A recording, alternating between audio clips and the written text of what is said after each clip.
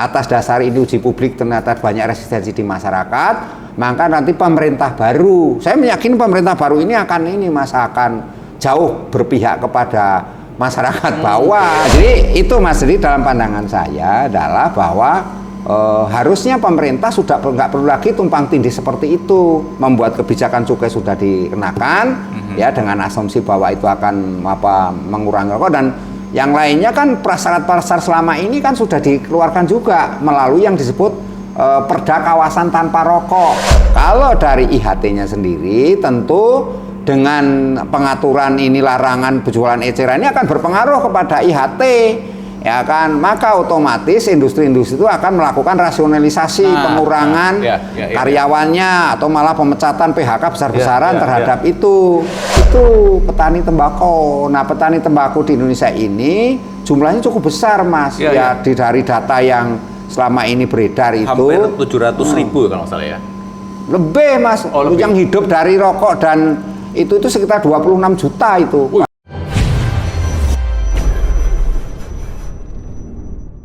Pemerintah kembali membuat kebijakan kontroversial, yaitu larangan menjual rokok eceran.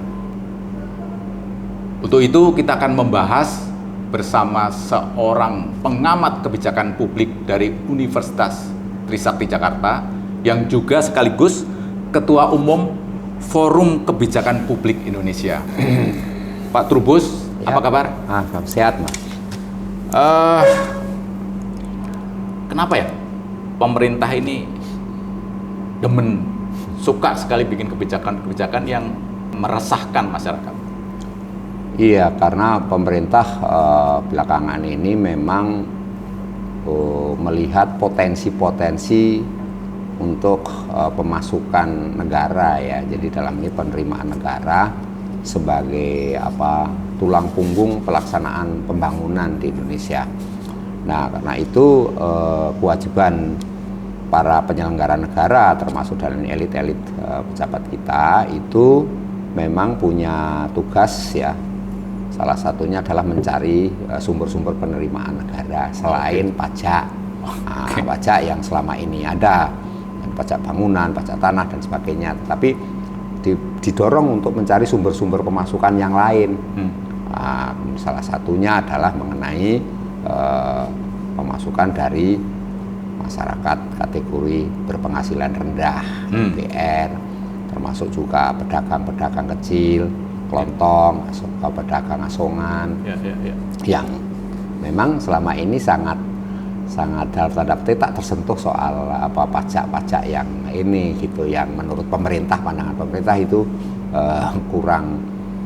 istilahnya kurang menggigit atau kurang mengena gitu, sehingga itu dikeluarkan hujan itu. Yang kedua, saya melihat kebijakan itu lebih menempatkan pada tekanan dan masukan dari kelompok-kelompok tertentu.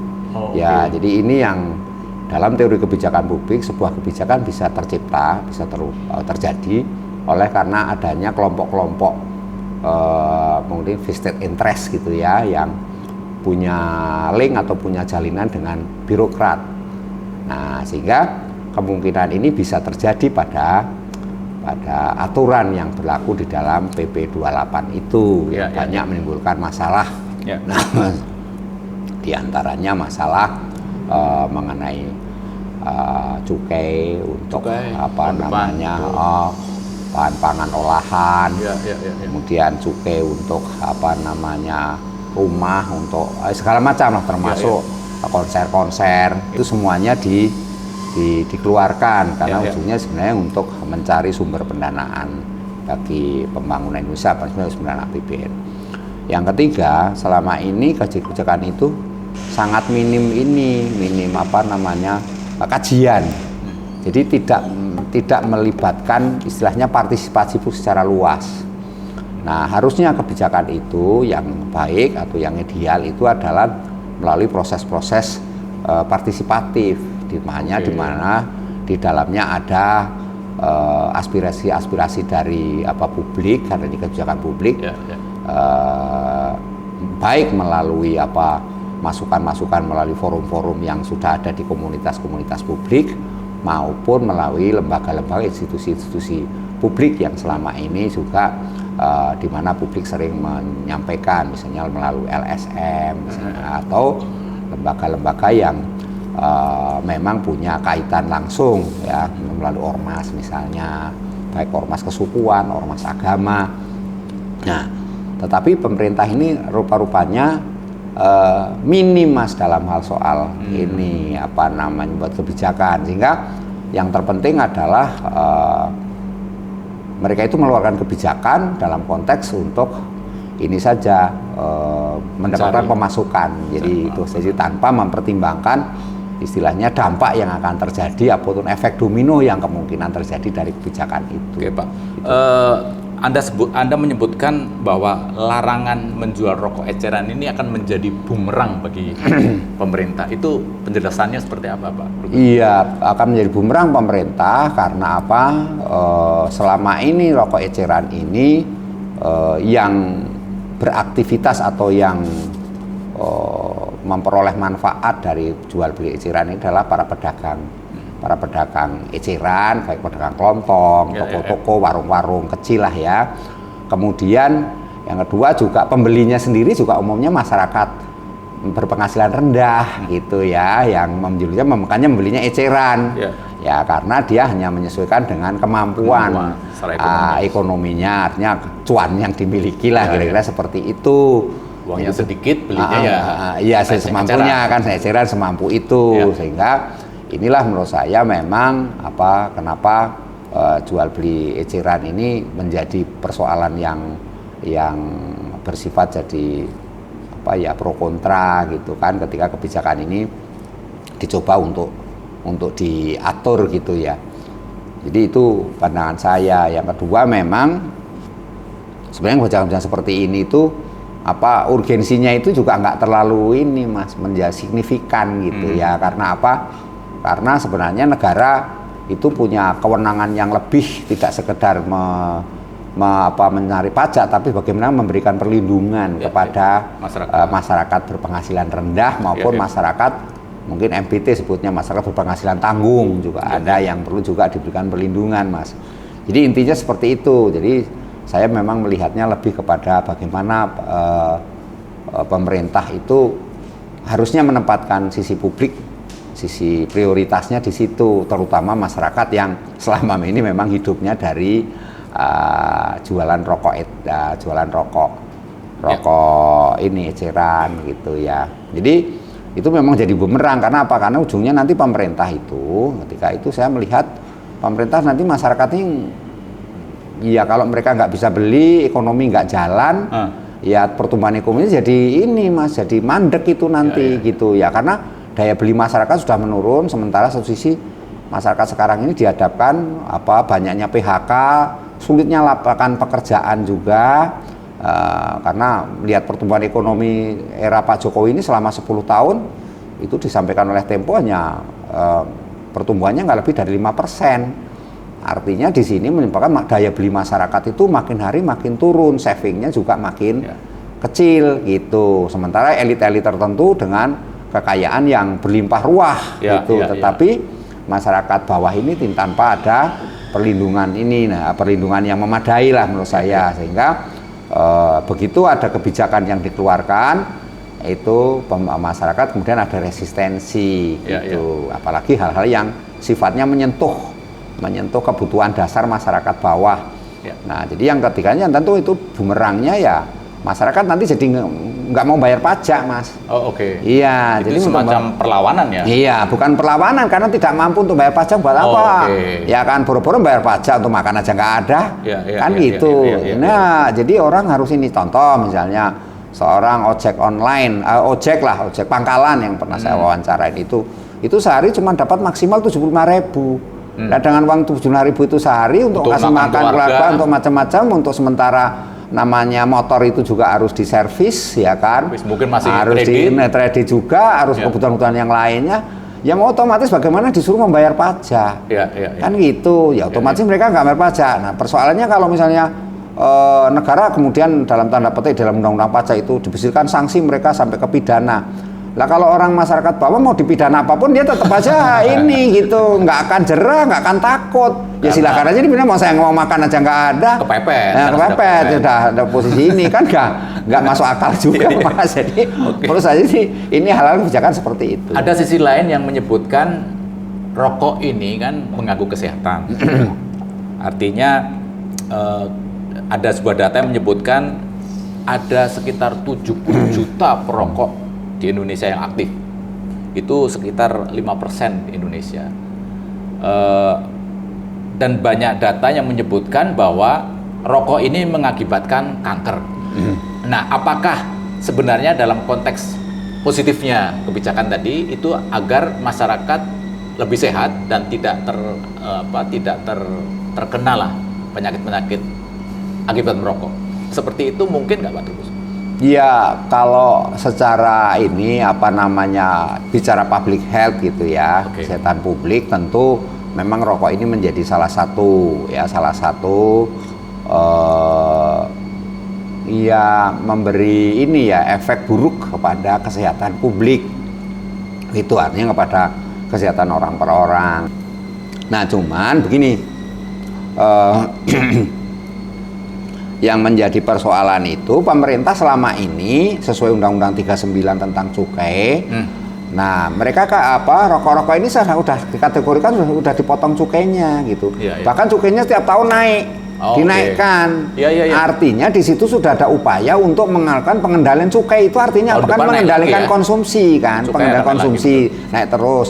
Walaupun yang terjadi dalam 3 tahun terakhir ini cukainya dinaikkan, justru pemasukannya turun terus. Nah ini memang jadi anomali juga itu. Dan malah setiap tahun itu pemerintah rugi sekitar 5 triliun itu dari rokok itu yang karena kebijakan cukainya dinaikkan terus oleh Bu Sri Mulyani kan naikkan terus setiap tahun depan lagi naik lagi. Nah itu bukannya malah tambah penghasilan artinya penerimaan negaranya besar, tapi malah penerimaannya makin hari makin turun tiap tahunnya gitu. Ini dalam 3 tahun terakhir ini sudah tiap tahunnya sekitar 5 triliunan itu. 5 triliun. Jadi dari target yang ditetapkan. Jadi ini kan sesuatu yang ini. Nah, kemudian kan pemerintah akhirnya istilahnya berinovasi gitu ya. Berinovasi bagaimana kemudian supaya pemasukan dari rokok ini naik gitu sesuai target kan. Karena patokannya pada target Mas, bukan ini ya. Kemudian dilarikanlah kepada pedagang-pedagang eceran atau orang jual beli eceran ini yang kemudian perlu dikenain cukai juga gitu. Jadi dalam pandangan saya sebenarnya negara selama ini sudah cukup mengambil ini keuntungan melalui cukai itu, pengendalian kaitan dengan kesehatan ya. Artinya segala sesuatu yang berdampak buruk terhadap kesehatan itu sudah dimulai dengan adanya kebijakan cukai Undang-Undang 39 itu adalah cukai di mana rokok salah satu yang dikenakan. Kan sekarang ini ada 3 jenis kan yang dikenakan cukai itu, ada rokok, makanan yang minuman beralkohol atau yang mengandung etanol. Nah itu kadang kena cukai gitu. Nah karena itu rokok sudah kena cukai Mas. Jadi kemudian bagaimana kemudian pemerintah membuat lagi kebijakan yang mengesankan bahwa dengan alasan kesehatan, alasan untuk mengurangi prevalensi anak untuk ini merokok. Betul. Nah, itu memang kemudian pemerintah apalagi dapat masukan juga hasil survei kesehatan Indonesia itu menempatkan 70 juta perokok di Indonesia itu merokok. Nah, di antara 8 sampai 10%-nya itu adalah anak-anak di bawah umur. Nah, bawah umur itu yang ini survei SKI, survei kesehatan Indonesia. Meskipun survei itu ya tentu belum mencerminkan yang sesungguhnya, karena kan itu survei yang menurut saya baru dari satu institusi atau satu lembaga saja. Jadi itu Mas, jadi dalam pandangan saya adalah bahwa harusnya pemerintah sudah nggak perlu lagi tumpang tindih seperti itu, membuat kebijakan cukai sudah dikenakan ya dengan asumsi bahwa itu akan mengurangi rokok, dan yang lainnya kan prasyarat-prasyarat selama ini kan sudah dikeluarkan juga melalui yang disebut Perda Kawasan Tanpa Rokok. Oke. Dan itu diatur di dalam PP 109 Mas, terkait betul. dengan ini apa zat-zat adiktif. Yang Nah, bisa, di situ bisa dihirup oleh masyarakat. Nah, Biasa, ya. jadi sudah ada pengendalian melalui KTR, kawasan tanpa rokok, di mana tempat-tempat termasuk tempat pendidikan, tempat ibadah, tempat-tempat rumah sakit itu dilarang apa istilahnya beredar rokok kan gitu. Sehingga itu kan sudah pengendalian. Nah, pertanyaannya kemudian kenapa itu kok masih banyak orang merokok gitu. Nah, masalah merokok ini kan suatu pilihan dan rokok itu sesuai dengan putusan MK nomor 76 kalau nggak salah. Itu menyatakan bahwa rokok itu adalah produk legal. Dia bukan produk ilegal. Kalau legal itu kayak ganja, kayak narkoba. Ah, itu ganja ini apa? Betul, tapi rokok itu legal masih sifatnya. Dan rokok ini kan juga membuat kesenangan tersendiri bagi masyarakat, iya kan? Iya, gini persoalannya kan dua hal tuh Mas. Jadi membedakan rokok itu dua hal. Pertama dari sisi industrinya disebut IHT, industri hasil tembakau, ya. Kemudian yang kedua adalah dari sisi petani tembakau. Jadi gini jelasin kayak gitu Mas. Nah, kalau dari IHT-nya sendiri tentu dengan pengaturan ini larangan berjualan eceran ini akan berpengaruh kepada IHT, ya kan, maka otomatis industri-industri itu akan melakukan rasionalisasi pengurangan karyawannya atau malah pemecatan PHK besar-besaran terhadap itu karena dampaknya dari susahnya orang memasarkan produknya begitu IHT. Nah kemudian dari situ juga akhirnya kan para industri ini juga nggak bisa membayar pajak besar Mas lagi pemasukan buat negara karena mereka turun. Nah yang kedua menurut saya itu dari sisi itu petani tembakau. Nah petani tembakau di Indonesia ini jumlahnya cukup besar Mas dari data yang selama ini beredar itu hampir 700.000 kalau nggak salah ya. Lebih Mas, yang hidup dari rokok dan itu sekitar 26 juta itu. Para petani tembakau ini harusnya ya makanya saya katakan kebijakan itu larangan PP 28 larangan mengenai jualan rokok eceran itu nggak perlu dibuat kebijakan karena nggak ada urgensinya. Kenapa? Karena harusnya pemerintah mencarikan solusi dulu. Misalnya untuk industri ya, kalangan industri itu dicari solusi misalnya mereka itu supaya tidak mem-PHK, ya kan? Itu hasil dari industrinya itu misalnya tetap cukainya diturunkan misalnya gitu kan bisa pemerintah turunkan cukainya. Nah sehingga mereka bisa mempertahankan karyawannya kan gitu.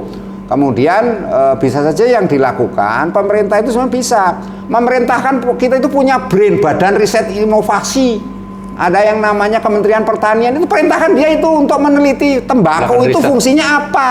Apa cukup hanya untuk rokok atau ada fungsi yang lain?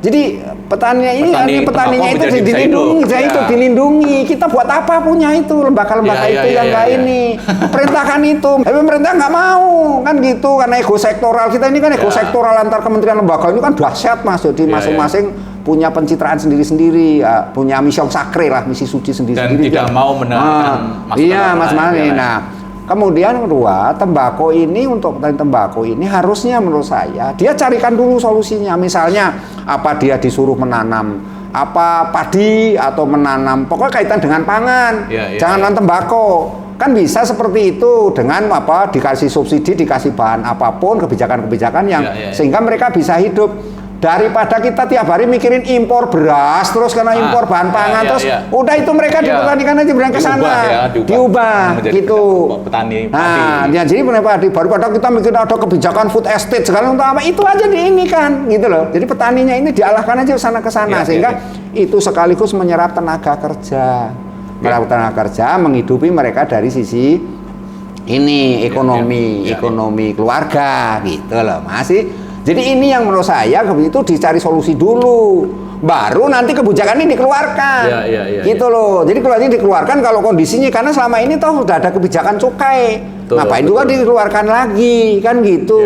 Jadi betul-betul makanya disebut ini membebani masyarakat begitu. Mas. Ini kan peraturan sudah digulirkan dan sudah berjalan.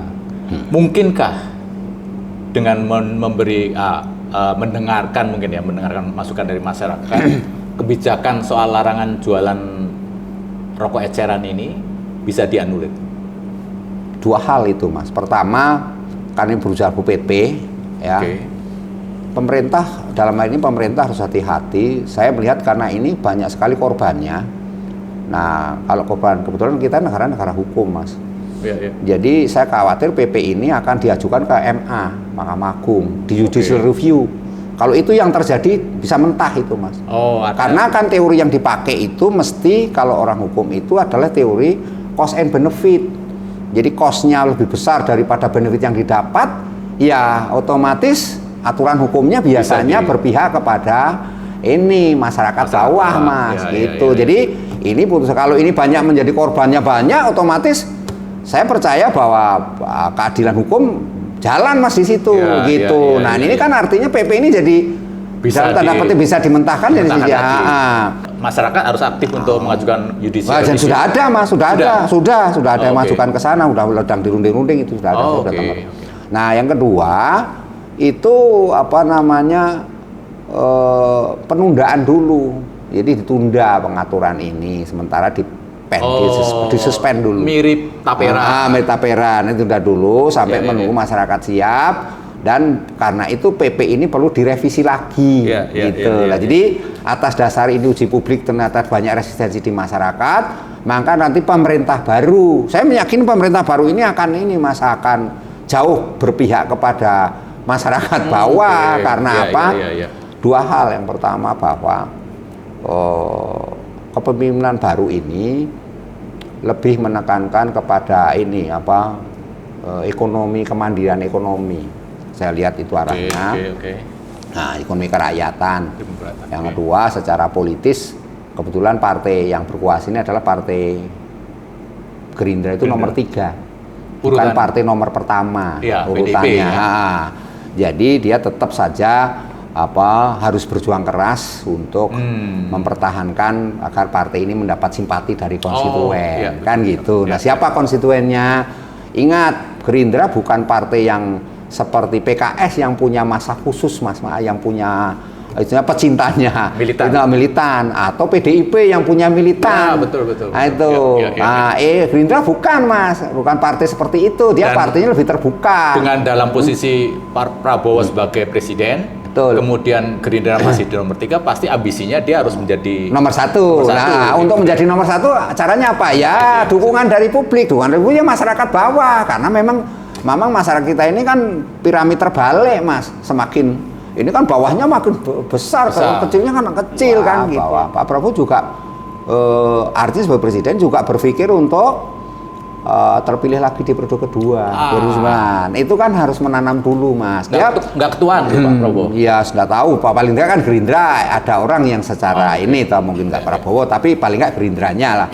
Nah, terus setidaknya kemudian karena harus terpilih kembali, nah tentu segala kebijakan kan harus ditanam. Mereka juga belajar, Mas, dari Pak Jokowi ini. Dulu Pak Jokowi kan menanam dulu gitu ya selama 10 tahun ini, sehingga apa menanamnya melalui bansos. Jadi bansos itu yang ya kemudian disitulah mengundang simpati publik. Kira-kira seperti itu, Mas. Jadi terkait dengan ini, memang kemudian yang kita baca adalah percaya bahwa pemerintah nanti akan melakukan langkah-langkah lebih kepada mungkin evaluasi, mungkin. Dan yang kedua, berkaca kepada kebijakan UKT, Mas, uang kuliah. Sempat rame itu. Dan tahun depan akan dilakukan. Ya, itu kan waktu itu pernyataan Pak Prabowo walaupun belum jadi presiden tapi sudah terpilih, mengatakan bahwa pendidikan Indonesia harusnya gratis. Karena 20% APBN itu ada di pendidikan. Tapi kenapa setiap naik? Dan begini, Mas, ada hal yang agak lucu di kita ini, unik ya. Ada pendidikan dikelola oleh masyarakat. Contohnya Muhammadiyah. Muhammadiyah itu punya pendidikan sekitar 174 atau 75 seluruh Indonesia. Perguruan tinggi punya. Perguruan tinggi aja ya. Nah, negara PTN itu jumlahnya cuma 184, Mas, 185. Tapi anggaran yang digelontorkan itu 10%, 20% masuk ke pendidikan, PTN itu, anggarannya pada ke PTN besar itu. Nah, ini kan sesuatu yang diselenggarakan oleh masyarakat malah hasilnya jauh lebih ini kan. Nah, itu baru satu institusi dalam Muhammadiyah. Belum lagi yang NU punya sekolah, yang lain punya sekolah, belum banyak yayasan banyak, termasuk kampus saya kan itu. Oh iya. Iya, jadi artinya apa? Artinya bahwa di situ yang terjadi adalah Pak Prabowo pun melihat realistis seperti itu kan gitu. Makanya kemudian nggak lama Pak Nadiem sebagai menteri mengatakan menunda dulu uang UKT karena kan ini dari kondisi ini meskipun Pak Jokowi mengatakan nanti akan naik lagi. Ya, pertanyaannya memang Pak Jokowi tahun depan jadi presiden lagi. Kan udah orang kan udah bertanya bagaimana, kan sekedar statement doang Mas yang sudah ini ya bukan kita ini, tapi ya masyarakat kemudian tersenyum kan melihat maksudnya Pak Presiden apa itu. Karena ke depan memang udah bukan presiden. Udah lagi kan udah tahun lagi. Kalaupun ini juga misalnya ini Pak Nadiem mau jadi menteri lagi belum tentu juga. Kan menteri udah ganti lagi Mas. Ada yang menarik nih Mas dari PP 268 ini. Satu tambahan untuk pengetahuan tambahannya. Bahwa PP ini banyak mengatur yang terkait dengan menurut saya ranah dari kementerian lain, bidang lain. Maksudnya? Ya, contoh mengenai olahan pangan. Pangan cukai untuk olahan pangan. Itu bea cukainya nggak pernah dilibatkan. Dalam penyusunan itu dia nggak tahu. Jadi yang melaksanakan siapa? Kan bea cukai. Yang melakukan kebijakan, jadi yang apa? Yang membuat kebijakan ini langsung kan PP-nya Kementerian Kesehatan yang memulai itu. Kan harusnya ini ya beda, Mas. Kan contoh seperti itu. Ada lagi kementerian yang terkait dengan ini rokok ketengan ini. Ini kan harusnya Kementerian UMKM dipanggil, diajak ngomong. Ini nggak ada, Mas. Langsung aja keluar ininya. Jadi ini memang menimbulkan itu tadi kembali ego sektoral kementerian lembaga kita ya, gimmick itu pencitraan ini itu seringkali menjadi nanti kan akan menunjukkan inilah gua gitu loh. Jadi itu yang menjadi problem seringkali jadi dalam PP itu banyak sekali mengatur hal-hal yang terkait dengan ranahnya kementerian lain atau lembaga lain. Pangan, urusan pangan bukan urusannya Kementerian Kesehatan. Pertanian. Pangan itu urusan pertanian, ada Bulog, ada Badan Pangan Nasional, Bappenas. Harusnya dia dilibatkan di situ dalam ininya, mutus ini kan soal pangan. Ada BPOM di situ yang harus dilibatkan, misalkan BPOM kaitan dengan kesehatan, oke lah kalau pangannya kan ininya lain. Jadi ini banyak hal kemudian terkait dengan ini pedagang rokok eceran ini juga kait dengan UMKM. Kementerian Perdagangan. Nggak dilibatin. Dan mungkin pabrik rokok juga nggak dilibatin. Dilibatin lah kan merasa nanti lagi yang padahal industri mereka 96% dari pemasukan industri rokok. Jadi ini kita bicara secara secara realistis seperti itu, dan itu berdasarkan pengakuan dari saya diskusi dengan berbagai pihak itu kita nggak tahu Pak Trubus ya begitu ya. Kan nggak pernah diundang, nggak pernah dilipat, ya nggak tahu kan gitu. Artinya ini kan mengandaikan bahwa PP ini disusun secara elitis kan, sektoral dan lebih sifatnya ego sektoral. Sektoral. Mungkin ada yang mengatakan relatif kurang transparan kan gitu. Bukan tidak transparan, kurang transparan. Jadi hasilnya outputnya seperti ini. Nah, ketika ini keluar, maka yang terjadi adalah reaksi dari publik. Pro kontra, resistensi, kemudian ini hampir semua pedagang kalau kita tanya nangis semua. Bagaimana mau ini Pak? Justru 84% pedagang itu kan Mas, 84% pedagang itu menjual barangnya itu, siklus barangnya itu sangat dipengaruhi oleh ini adanya satunya menjual beli rokok. Omsetnya. Contoh saya di eceran. Saya pernah nanya sama ini yang namanya pedagang kopi Tarling. Tanya kamu kalau jualan kopi doang, yang untungnya seberapa Pak? Nggak mungkin menghidupin keluarga saya. Kalau rokok jelas Pak, karena per batang saya dapat 2.000 atau 1.000 rupiah saya udah dapat. Keuntungannya? Iya keuntungan kan namanya rokok, namanya eceran. Sementara satu bungkus kan? Satu bungkus dapat berapa? Dikit. Tapi kalau beli petengan kan satu peteng saya untung 2.000 taruhlah misalnya. Masyarakat yang beli juga nggak keberatan kan, bagian dari seperti sedekah kan, ya udahlah sedekah mau rokok bantu orang ini, otomatis dia itu mereka bisa menghidupi keluarganya. Pertanyaannya begitu dilarang itu rokok, mereka jualan kopi doang, ya nggak nyukupin Mas, nggak ininya. Pedagang lontong banyak kayak gitu, mengeluh semua Mas. Ini makanya semua pedagang resah semua.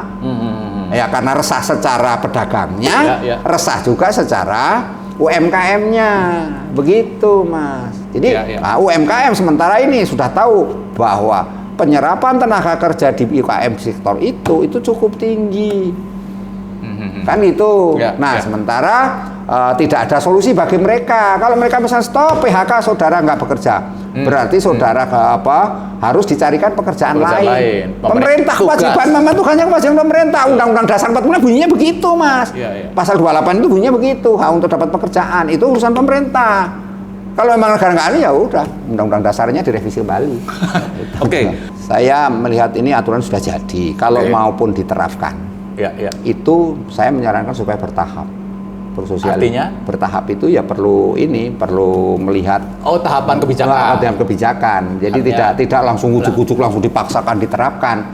Memang jadi gini Mas, hukum itu sebuah aturan dalam konteks adalah untuk ketertiban, untuk menjaga kedaulatan negara, kewibawaan negara, menjaga ketertiban pemerintahan, itu hukum. Tetapi hukum itu ketika diterapkan bukan urusan hukum lagi, tapi urusannya di kebijakan.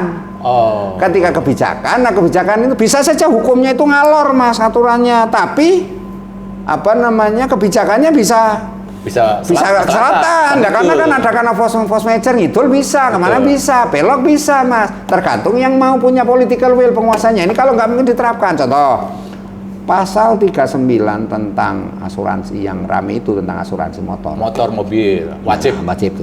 Pasal 39 itu jelas di situ. Pemerintah dapat membentuk asuransi untuk masyarakat tertentu, memberikan perlindungan pada masyarakat melalui asuransi itu tertentu dengan pihak ketiga.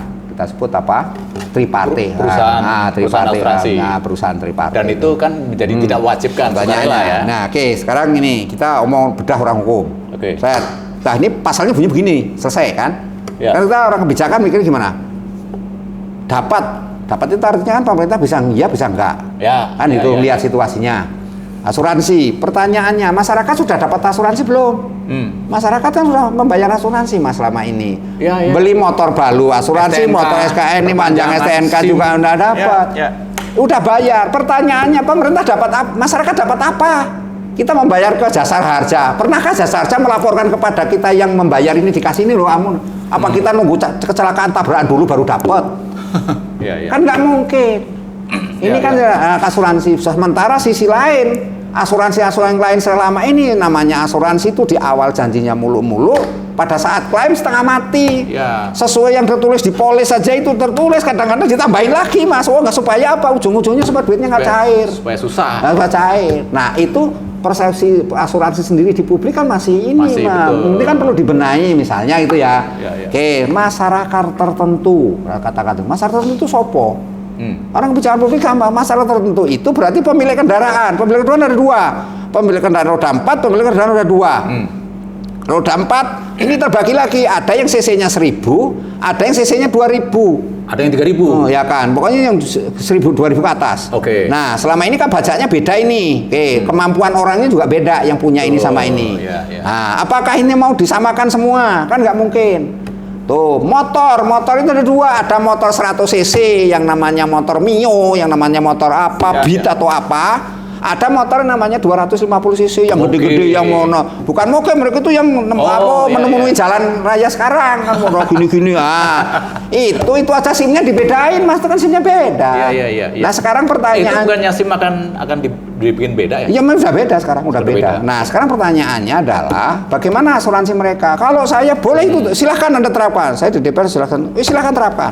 Tapi ini dulu kasih tanggung jawab negara kepada mereka. Mereka yang MBR miskin itu nggak usah free, nggak usah bayar. Kita bisa kok memperlakukan pada apa? Pada BPJS. BPJS ada namanya bantuan iuran, subsidi lah ya. PBI kan subsidi mereka yang tidak mampu. Ini sama mereka yang punya motor satu-satunya untuk cari makan, untuk ojek pangkalan. Ya kan, masuk kita suruh bayar asuransi. Sama ini sudah bayar asuransi sudah bayar asuransi lagi. tumbang Siapa? tindih. Kan itu enggak, ini konsepnya gotong royong. Nah, tapi gotong royong Tapera juga apa gotong meneh? royong. Gotong royong meneh. Apalagi yang mau di ini, Mas. Jadi maksud saya kita harus berpikir sampai ke tataran Ya. sana.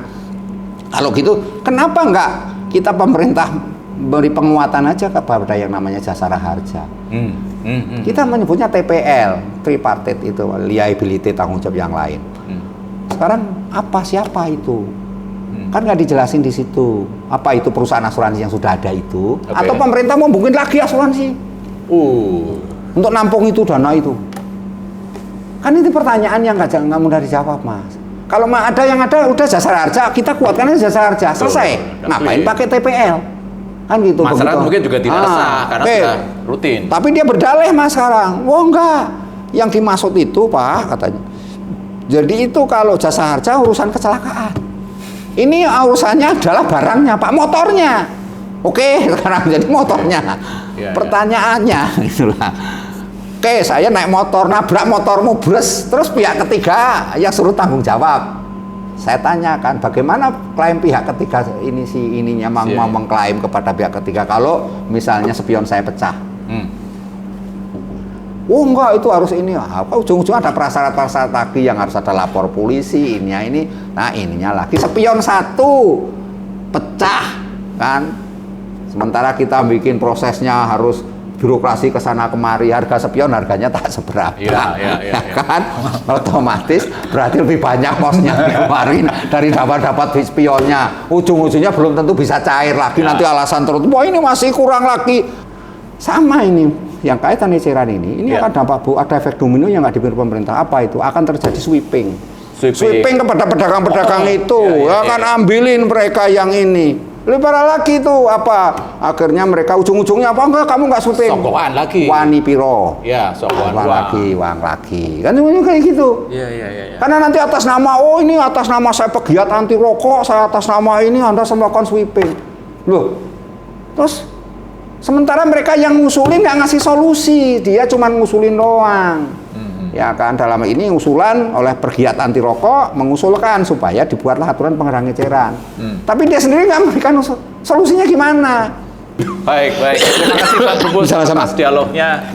Artinya pemerintah ke depan, pemerintah Prabowo diharapkan bisa menjadi lebih interest, lebih berpihak kepada masyarakat, karena kegelisahan masyarakat ini pasti akan menjadi problem terus-menerus dan akan menggulir dan akan menjadi besar. Pengangguran, terus kemiskinan yang mungkin akan bertambah.